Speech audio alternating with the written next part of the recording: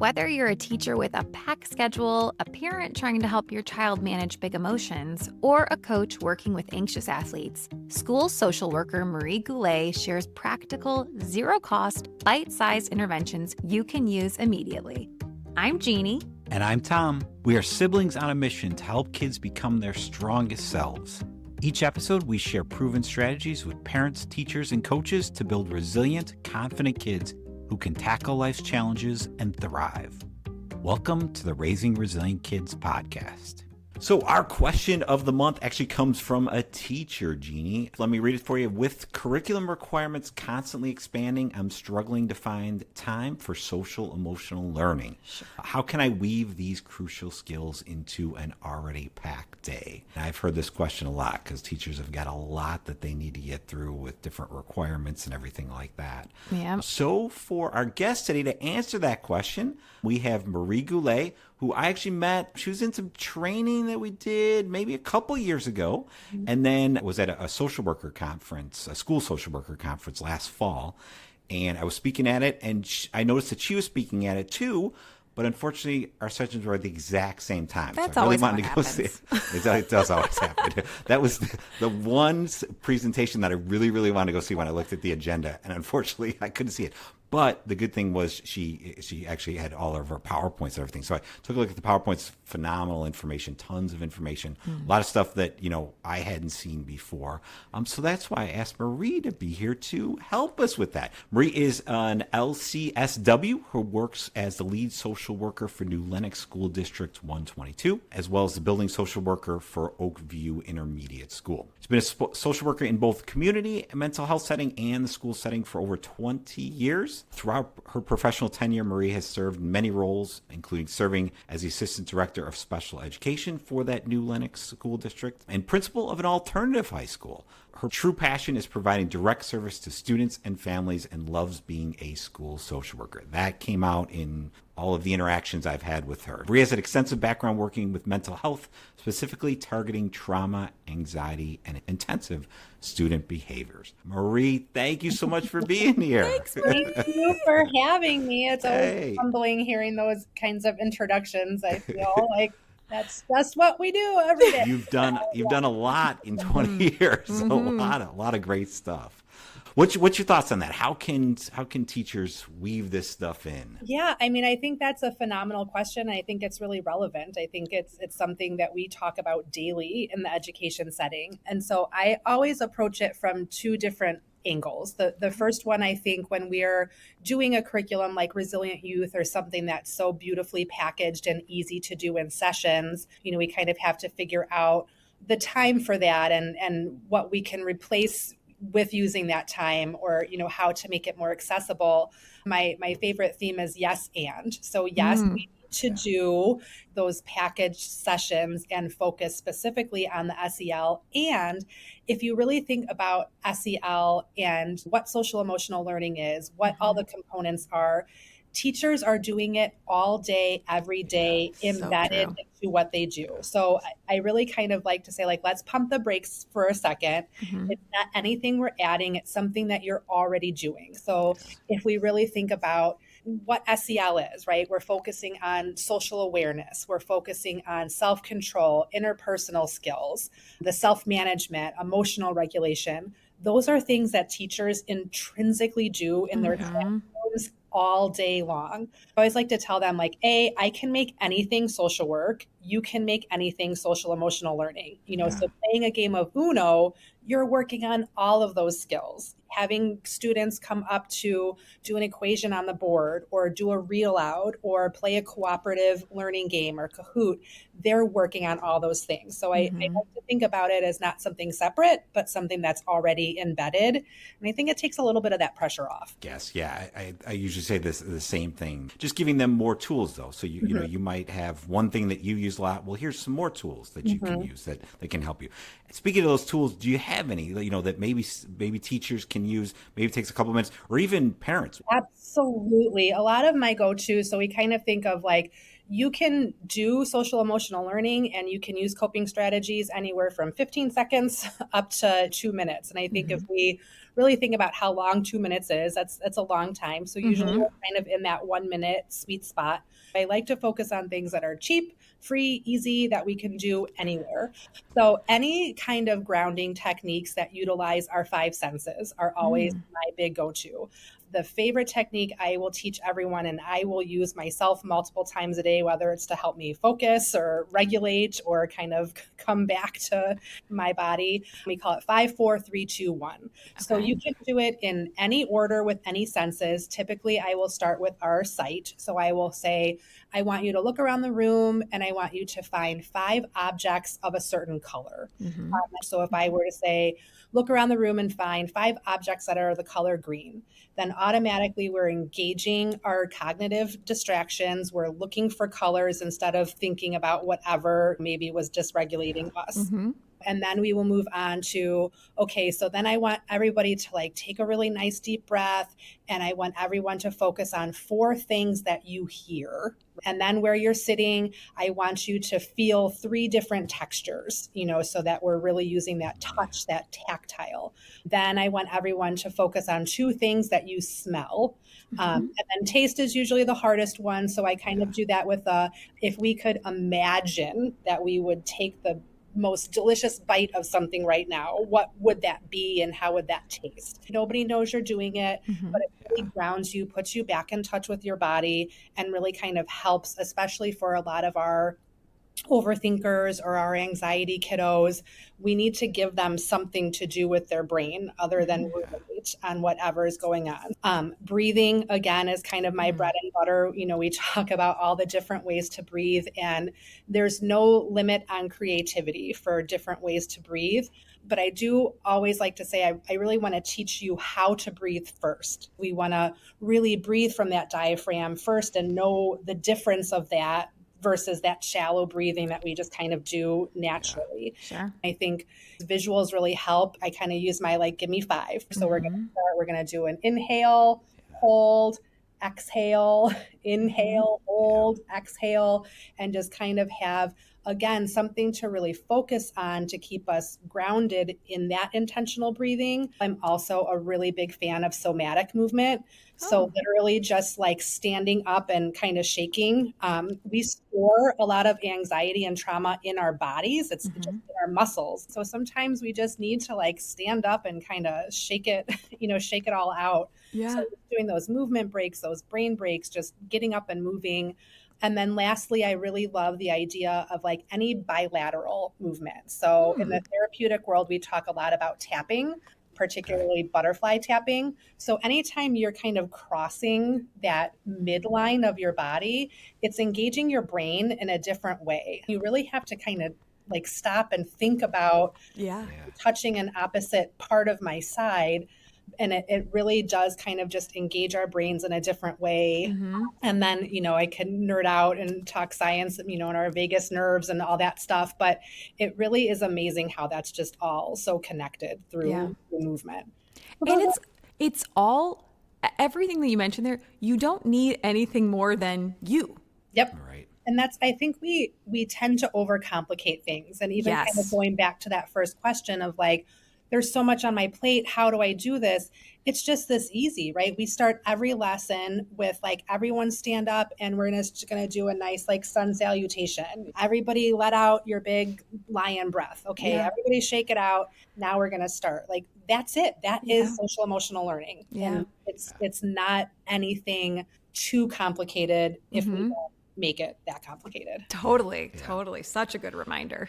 And I'm the same way. I love to nerd out about the science behind it. Do you, is there a certain age group? How young do you go to actually dive into the science? I think that's the best thing about all of this is it's so adaptable to any age group. When I started, in my professional journey, I really thought I was going to be more of a researcher because I am very interested in the brain scan. I was very interested in adoption and foster care and the impact that has on young developing brains. So looking at brain scans from 3 to 6 months, from like 2 to 5 years, you really see that difference when you kind of just watch all those connections being created or not being created.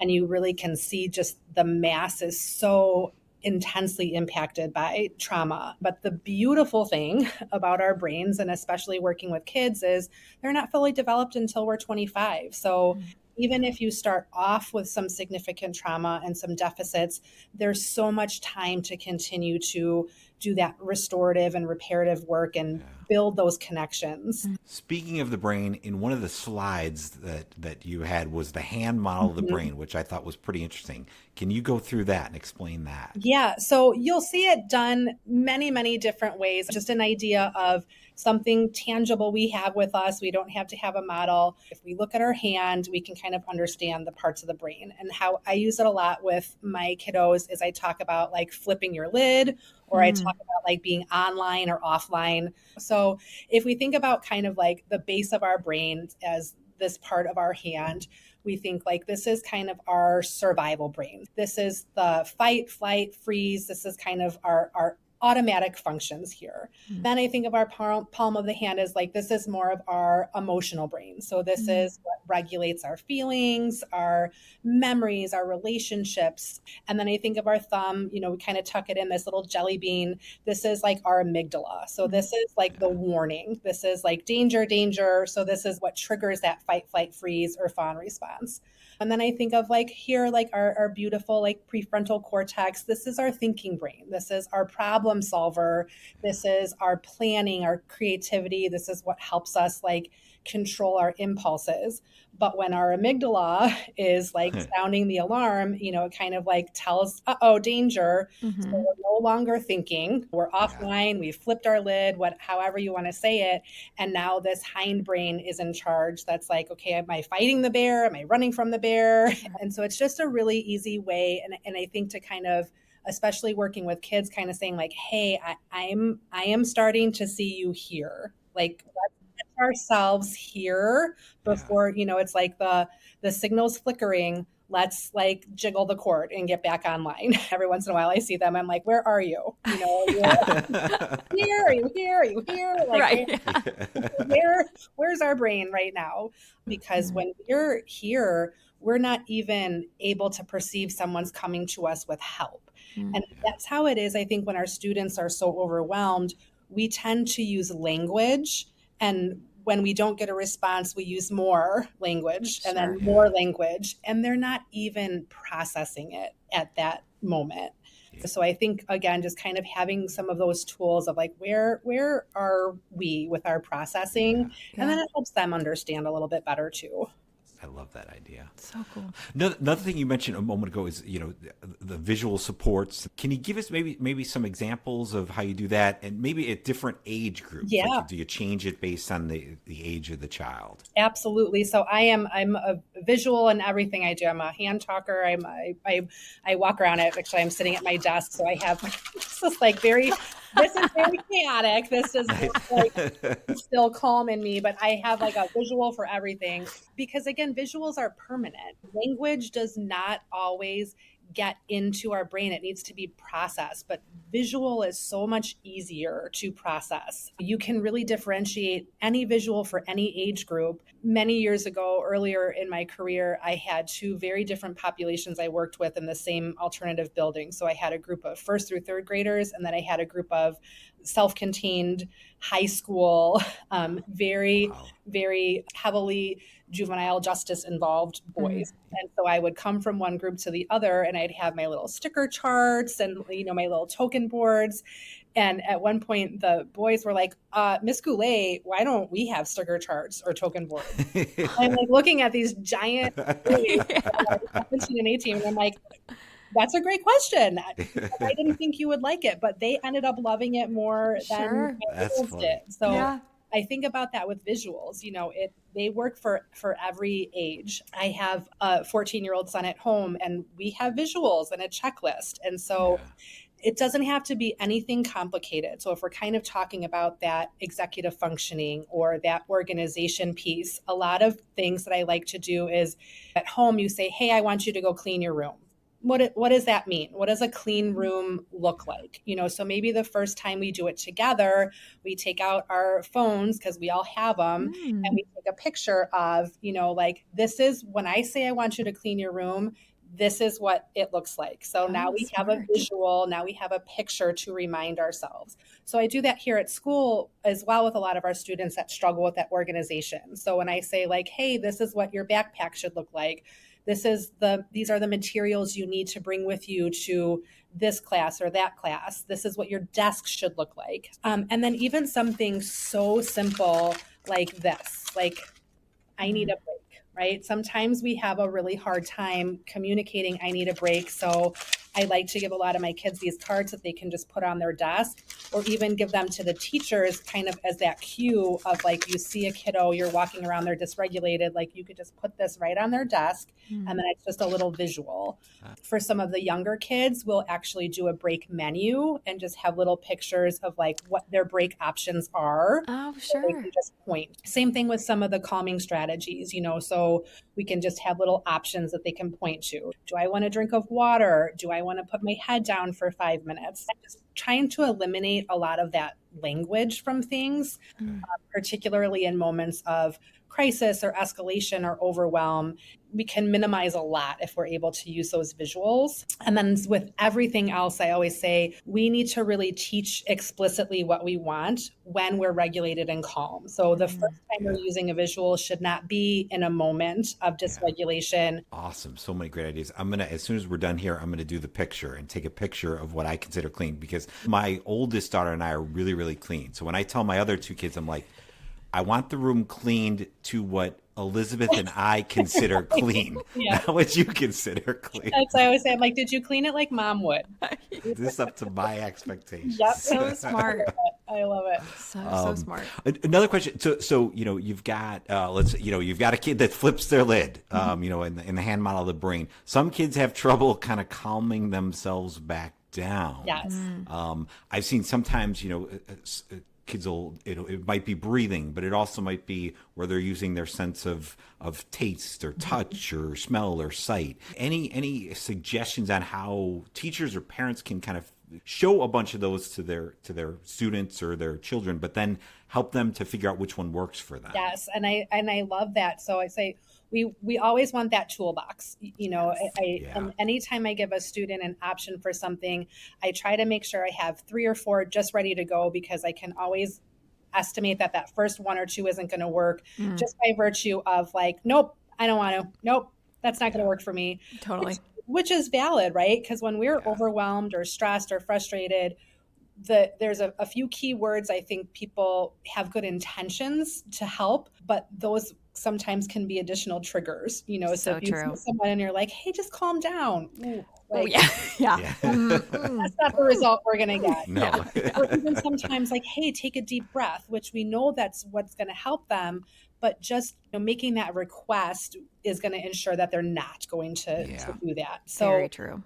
Again, I always go back to, we want to explicitly teach when we're calm, when we're regulated. We want to practice all of those skills and just make them so fun and routine that really our body kind of automatically starts to do those things then when we're dysregulated, when we see that visual. I think that key is to just practice when we are regulated. So important. Yes. This has been fantastic. So many great ideas. Yes. Just wrap up. Anything else? Any other ideas, strategies? Anything you think that, hey, every teacher, every parent should know this? Yeah, I have a few mantras I really live by. So we talked already about the yes and. I just think that is such a valuable phrase. I'm a theater kid, Me too. My roots are, Nice. so it's like, kind of that improv, yes and. But it really opens up a lot of possibilities. And I've really found it to be very helpful in the mental health field. But I also find myself multiple times a day like, hey, it's okay to be uncomfortable. I think we live in a culture and a society that really puts a false expectation on us that we should be happy all the time and we should be regulated all the time. But we're humans and we would not have this range of emotions if we were not supposed to feel them. So I say, like, The way out is through, and it's okay to be uncomfortable. It's okay to be upset. It's okay to cry. Those things don't mean you have to leave class. Right. You can go through them in class. You can use your skills. You can get yourself out of it. You can build that resiliency. And I think our language as adults is so important, right? I find myself all the time like, hey, everything is not crisis. Everything is not trauma. Everything is not bullying. Sometimes people are just jerks. So I think really being so mindful of our language, our goal here is to increase resiliency. And we can't do that if we're kind of always trying to put out those fires. We have to feel the uncomfortability and know that we can get through that. And then I think my final thought on that is really focusing on the size of the problem. That's the bulk of the work that I do with my students is like, hey, what is really the size of this problem and what is the appropriate reaction to the size of the problem? Everything is not immediate. And sometimes, again, we can kind of sit with it, and maybe by tomorrow, are you even going to remember? I want to honor it, and I want to know that it's important to them in the moment. And sometimes people just as adults do, we just need to be heard. But like ultimately, it's okay. It's not. It's really not the end of the world. We're gonna get through this. Marie, your passion for kids and what you do is so evident in hearing you talk. Thank you so much for taking the time to talk to us. Oh, well, I'm so grateful to be asked, and it really is. It's the joy of my life. I'm very, very grateful to get to do what I do and to have opportunities like this. I'm very thankful. So thank you both for inviting me. Tom, another great guest that you found for us. I learned so much from Marie. She's awesome, and I feel like with a lot of our guests, I want her to be my friend. When she said she was a theater kid, I'm like, me too. But, that's not what this is about, theater kids. But so what stood out to you? I agree with everything you said. I think one of the most important things is what you said about that when you're anxious and stressed, whether it's you or your kids or the kids that you're working with, your brain actually can't process things. It can't learn. It's like you said, it's offline. So we really need to teach these skills before they need them. Yeah. And make it a daily practice. So just like if it's a sport or if it's playing a musical instrument, you're practicing every single day. Yeah. To be able, so that when it's game time and you need to go, those skills are ready to go. And it's the same thing with these things. You got to practice them each and every day when you're not in that anxious, when you're not in that stressed out state. So then it just becomes a natural, reaction. When it does happen, you're ready to go and practice them and use them when that stressful event happens. Yep. So true. How about you? I love how she was talking about some of the coping strategies, and she says that she likes to focus on things that are, quote, cheap, free, easy, and that you can do anywhere. And I think for anybody, like that's what we need to remember, is that it doesn't need to be complicated for it to be effective. And when she talked about that 5, 4, 3, 2, 1 game where you maybe focus on 5 things you can hear, 4 things you can see, it's something that you don't need anything outside of yourself to be able to focus and get back into the present moment. And I love how she said that she tells her teachers, you're already doing these things. Yeah. Don't think that it's something extra. Don't think that it's something more. You're doing them every single day. I feel like as a teacher or a parent, it would be such a confidence booster to me of like, okay, I can do this. I can make these simple moments effective. Agreed. Another great episode. And that's a wrap on season 2, sister. Thanks for doing this with me for another season. Thank you for doing it with me. I feel like with every guest that we've had, I learn more and more, and I hope that you as our listeners feel the same way. I loved season 2, doing this with you, brother. This was so much fun. Thank you to everybody who's listening, and we will see you in September for season 3 of the Raising Resilient Kids podcast. Have a good summer. The Raising Resilient Kids podcast is sponsored by Happy You're Here, educational, safe, and joyful videos for kids. Through music, visuals, and sound, your baby, toddler, and preschooler will learn about letters, numbers, and so much more. Happy You're Here is quality screen time that both kiddos and their adults can feel good about. Head to www.youtube.com/@SoHappyYouAreHere to check it out or click on the link in the show notes. The Raising Resilient Kids podcast is also sponsored by the Resilient Youth Program. If you're a parent, teacher, or school administrator who wants to incorporate a proven resiliency building program into your school's curriculum, then the Resilient Youth Teach the Teacher program is exactly what you need. This curriculum brings coping skills and life management tools into the school environment to help students better manage daily stress and positively impact their academic performance, mental health, and well-being. For more information, visit the Resilient Youth Teach the Teacher website in the show notes or at www.smarthwp.com/RY 4teachers. That's www.smarthwp.com/RY 4teachers. The Raising Resilient Kids podcast is produced, hosted, and edited by brother and sister team Tom and Jeannie Klashevitz. Do you have a question you would like answered by one of our expert guests? If so, visit www.smarthwp.com/Raising Resilient Kids podcast. Thanks for listening.